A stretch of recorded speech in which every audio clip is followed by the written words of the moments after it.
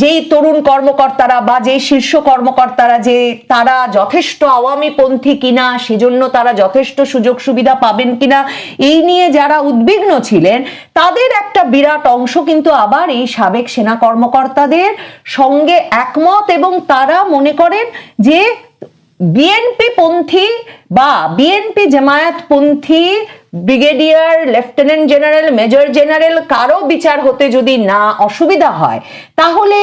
শেখ হাসিনার আমলে যারা সার্ভ করেছে, শেখ হাসিনার সরকারকে টিকিয়ে রাখতে সেনাবাহিনীকে ব্যবহৃত হতে যারা সহায়তা করেছে, তাদের বিচার কেন ঠেকাতে চাইবেন ওয়াকারুজ্জামান?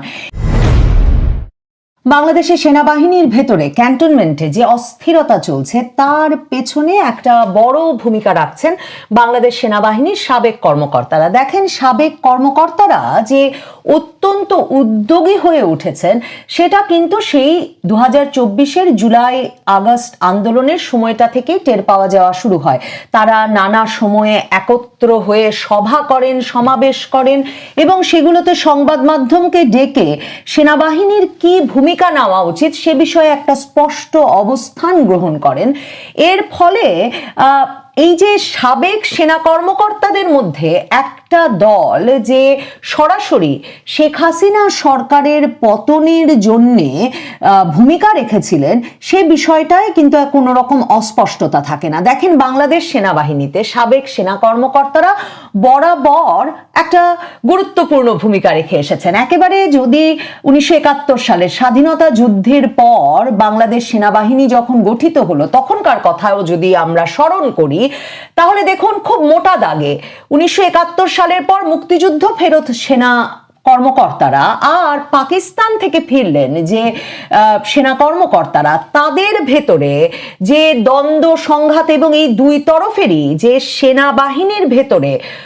মানে প্রভাব বিস্তার করবার যে লড়াই, সেটা কিন্তু কখনো বাংলাদেশ সেনাবাহিনীতে স্তীমিত হয়ে পড়েনি। এমনকি 75-এর কথা যদি মনে করেন, মেজর ডালিম, কর্নেল তাহেরের কথা যদি বিবেচনা করেন, তাহলেও দেখতে পাবেন যে সাবেক সেনা কর্মকর্তারা কত গুরুত্বপূর্ণ ভূমিকা রাখছেন, এবং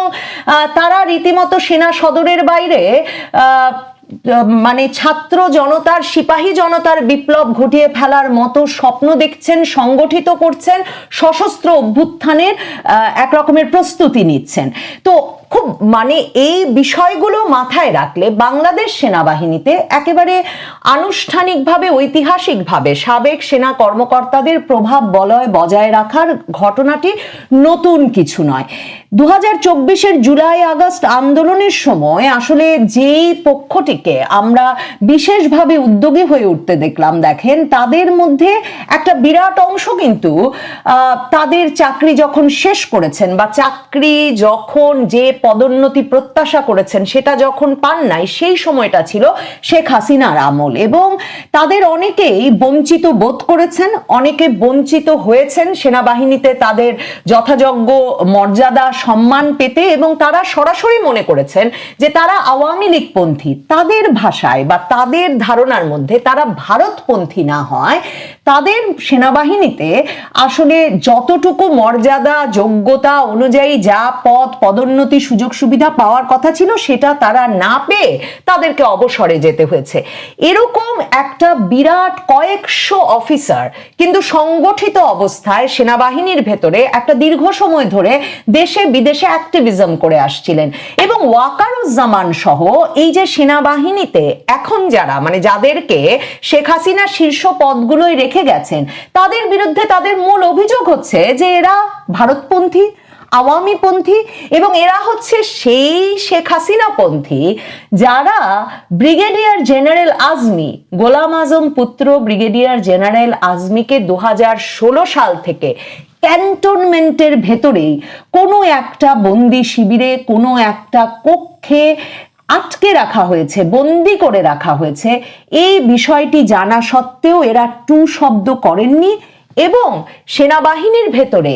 তারা টু শব্দ করার কোনো উপায় রাখেন নাই। দেখেন, এই সেনা কর্মকর্তারা তাই যখন আন্তর্জাতিক অপরাধ ট্রাইব্যুনালে 24 জন বর্তমান ও সাবেক মিলিয়ে 24 জন সেনা কর্মকর্তার বিরুদ্ধে গুম, খুন, বন্দি শিবিরের নির্যাতন মানে পুরো আয়নাঘর কাণ্ডের দায়ে গ্রেফতারি পরোয়ানা জারি হলো, তারাও কিন্তু যেমন ক্যান্টনমেন্টের ভেতরে জেনারেলেরা বৈঠক করছেন, জেনারেলদের সঙ্গে জুনিয়র অফিসাররা এসে বৈঠক করছেন যে কিভাবে ঘটলো, কি ঘটতে যাচ্ছে, ঠিক তেমনি এই প্রায় 2.5 শতাধিক অফিসার কিন্তু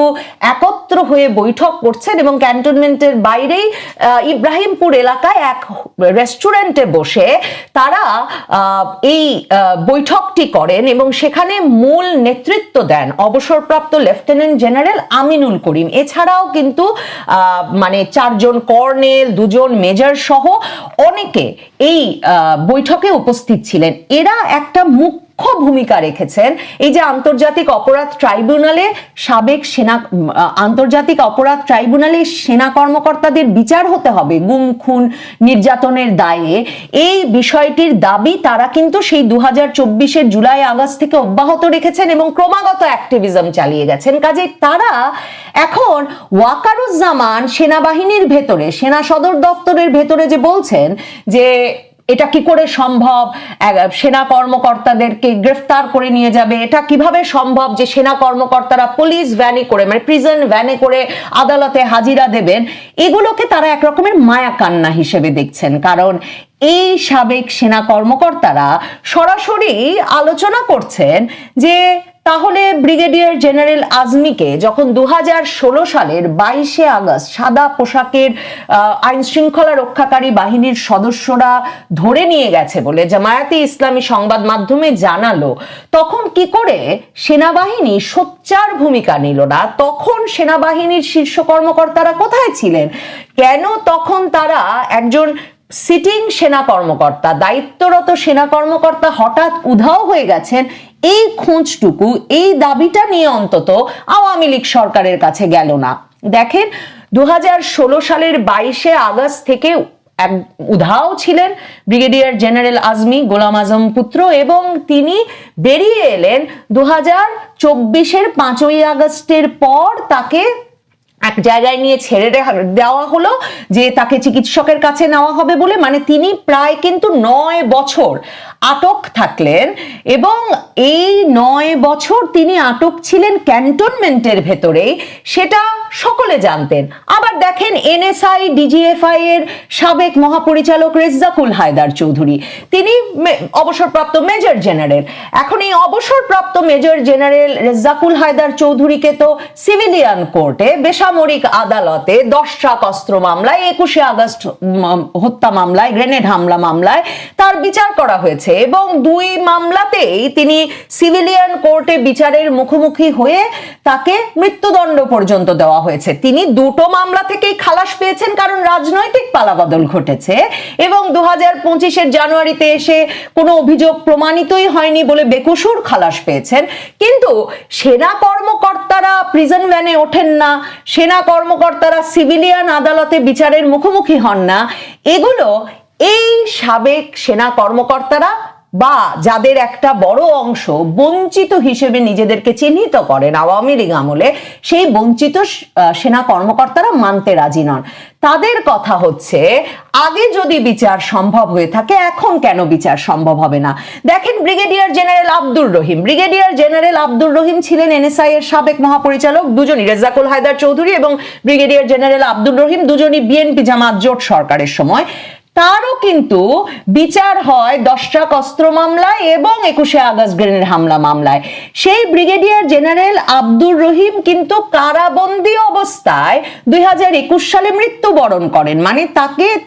হাসপাতালে নিয়ে যাওয়া হয়েছিল, করোনা ভাইরাসের আক্রমণে মৃত্যু হয়েছে বলে তখন কারা কর্তৃপক্ষ জানিয়েছিলেন, কিন্তু তিনি কারাবন্দী ছিলেন তার আগে বছরের পর বছর কাশিমপুর কারাগারে। এই সাবেক সেনা কর্মকর্তারা যেই তরুণ কর্মকর্তাদের সঙ্গে ক্যান্টনমেন্টের ভেতরে যোগাযোগ রেখে আসছিলেন এবং যারা নিজেদেরকে একটু কোণঠাসা মনে করছিল গত বহু বছর ধরে, যেই তরুণ কর্মকর্তারা বা যেই শীর্ষ কর্মকর্তারা যে তারা যথেষ্ট আওয়ামী আওয়ামী পন্থী কিনা, সেজন্য তারা যথেষ্ট সুযোগ সুবিধা পাবেন কিনা,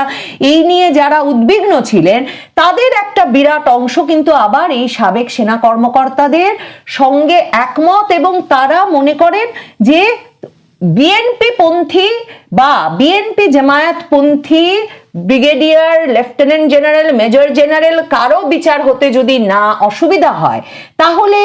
শেখ হাসিনার আমলে যারা সার্ভ করেছে, শেখ হাসিনার সরকারকে টিকিয়ে রাখতে সেনাবাহিনীকে ব্যবহৃত হতে যারা সহায়তা করেছে, তাদের বিচার কেন ঠেকাতে চাইবেন ওয়াকারুজ্জামান?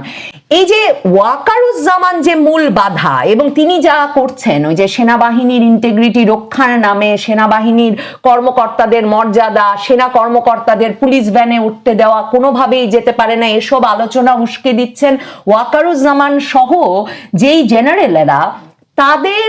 এই বিষয়টিকে চিহ্নিত করে এই যুক্তিগুলো এবং এই যুক্তিগুলো প্রবলভাবে তুলে ধরতে ভূমিকা রাখছেন, এবং তাতে সেনাবাহিনীর ভেতরে কর্মরত অফিসারদের সংগঠিত করতে একটা বিশেষ ভূমিকা রাখছেন এই সাবেক সেনা কর্মকর্তারা। দেখেন, সাবেক সেনা কর্মকর্তাদের আরেকটা ক্ষোভের জায়গা হচ্ছে ইউনূস সরকারের প্রতিও, এবং সেখানেও তারা ওয়াকারুজ্জামানকে দোষী হিসেবে চিহ্নিত করে যে 3 তারকা একজন জেনারেলকে দিয়ে যদিও বা বঞ্চিত সেনা কর্মকর্তাদেরকে এখন যথাযথ পদোন্নতি দেওয়ার জন্য ব্যবস্থা নেওয়ার জন্য একটা বোর্ড গঠন করা হলো, সেই বোর্ডের সিদ্ধান্ত অনুযায়ী সকল ব্যবস্থা নিয়ে ওয়াকারুজ্জামান অবশেষে সাইনও করলেন যে যারা কিনা বঞ্চিত হয়েছিলেন শেখ হাসিনার 15 বছরের শাসন আমলে, সেই ব্যক্তিদেরকে চিহ্নিত করে তাদেরকে যথাযথ বেনিফিট, পদোন্নতি, ভূতাপেক্ষা পদোন্নতি হলেও সেসব দিয়ে তারা যাতে সেনাবাহিনীর সেই র্যাঙ্ক, সুযোগ সুবিধা সব পান, সেই বোর্ডের সিদ্ধান্তে ওয়াকারুজ্জামানও অবশেষে সাইন করেছেন, এবং 3 তারকা ওই জেনারেল কিন্তু এটা পুরোটা রেকমেন্ড করেছেন, এবং করবার পর সকল মিনিস্ট্রি পার হয়ে এখন সেটা প্রধান উপদেষ্টার অফিসে আছে, এবং প্রধান উপদেষ্টার অফিসে এরপরে এটা মাসের পর মাস সেই ফাইলের উপর ধুলা জমছে। এই সাবেক সেনা কর্মকর্তাদের একটা সন্দেহ, বা বঞ্চিত সেনা কর্মকর্তাদের সন্দেহ, যে ইউনূস সরকার এবং ওয়াকার মিলে এই বিষয়টাতেও কোনো সমস্যা করতে, বা আসলে সেনাবাহিনীর ভেতরে বঞ্চিত সেনা কর্মকর্তাদের যথাযথ পদোন্নতি এবং সুবিধাদি দিতে তাদের মধ্যে কোনো আপোষ রফা হয়েছে কিনা, তারা দুপক্ষই আসলে এদেরকে বঞ্চিতই রাখতে চান কিনা। দেখেন, ব্রিগেডিয়ার জেনারেল আজমির ক্ষেত্রে কিন্তু যখন সেনাবাহিনী জানে ভেতরে, ক্যান্টনমেন্টের ভেতরে এটা একটা কমন নলেজ যে ব্রিগেডিয়ার জেনারেল, একজন সিটিং ব্রিগেডিয়ার জেনারেল কে ক্যান্টনমেন্টের ভেতরেই কোনো একটা আয়না ঘরে আটকে রাখা হয়েছে, সেই অবস্থাতেই কিন্তু আওয়ামী লীগ সরকার ব্রিগেডিয়ার জেনারেল আজমিকে বরখাস্ত করে সেনাবাহিনী থেকে, এবং সেই বরখাস্ত করার ফলে তার র্যাঙ্ক, ফাইল, সুযোগ সুবিধা সবই তো কেড়ে নেওয়া হয়। সেগুলো সবই 2024-এর ডিসেম্বরে সেনাবাহিনী আবারও এক প্রজ্ঞাপন জারির মাধ্যমে কিন্তু তাকে ফেরত দিয়েছেন। কিন্তু এই সাবেক সেনা কর্মকর্তাদের কথা হচ্ছে, ব্রিগেডিয়ার জেনারেল আজমি ফেরত পেয়েছেন বটে, কিন্তু আরো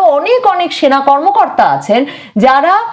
যথেষ্ট আওয়ামীপন্থী না হয় সুযোগ সুবিধা পান নাই, এবং তাদের ক্ষেত্রে ওয়াকারুজ্জামানকে কোনো উদ্যোগ নিতে দেখা যাচ্ছে না। কাজে ওয়াকারুজ্জামান সেদিক থেকেও তাদের জন্য একটা বাধা। এই সাবেক সেনা কর্মকর্তারা তাই সংগঠিত শুধু থাকছেন তাই নয়, সেই সংগঠন তারা একত্র হয়ে বৈঠকে বসে, ক্যান্টনমেন্টের ভেতর যখন একরকম বৈঠক চলছে, ক্যান্টনমেন্টের বাইরে তারা তাদের মতো সংগঠিত হয়ে বৈঠক করে এই শক্তি প্রদর্শন অব্যাহত রেখেছেন ওয়াকারুজ্জামানের উদ্দেশ্যে, এবং ওয়াকারপন্থী বা ওই যে গুম খুন আয়নাঘরের দায়ে অভিযুক্ত সেনা কর্মকর্তাদের বিচারের বিরুদ্ধে দাঁড়ানো জেনারেলদের বিপক্ষে তাদেরকে দেখানোর জন্য এই সাবেক সেনা কর্মকর্তারা কিন্তু তাদের সংগঠিত হওয়া, তাদের বৈঠক অব্যাহত রেখেছেন। তাদের দাবি, তাদের সঙ্গে একটা বিশাল অংশের তরুণ সেনা কর্মকর্তারাও আছেন যারাও বিক্ষুব্ধ, যারাও সেনাবাহিনীর ভেতরে এসব অন্যায়ের অবসান চান এবং বিচার চান। এখন ওয়াকারুজ্জামানকে এই পক্ষটি বিশেষভাবে চিহ্নিত করছে এই বিচারের পথে একমাত্র বাধা হিসেবে। ওয়াকারুজ্জামানকে একটা শিক্ষা দিলেই তারা মনে করছেন এই বিচারের পথে সকল বাধা দূর হবে। ওয়াকারুজ্জামান নিজে তাই সম্ভবত বিচার মুক্ত, বিপদ মুক্ত থাকতে পারছেন না বেশি দিন, কারণ এই সেনা কর্মকর্তারা মনে করেন শুধু এই 24 জন নন, অন্তত আরো 150 জনকে, বর্তমান সেনাপ্রধান ওয়াকারুজ্জামান সহ 150 জনের বিচার হওয়া দরকার এবং হওয়া দরকার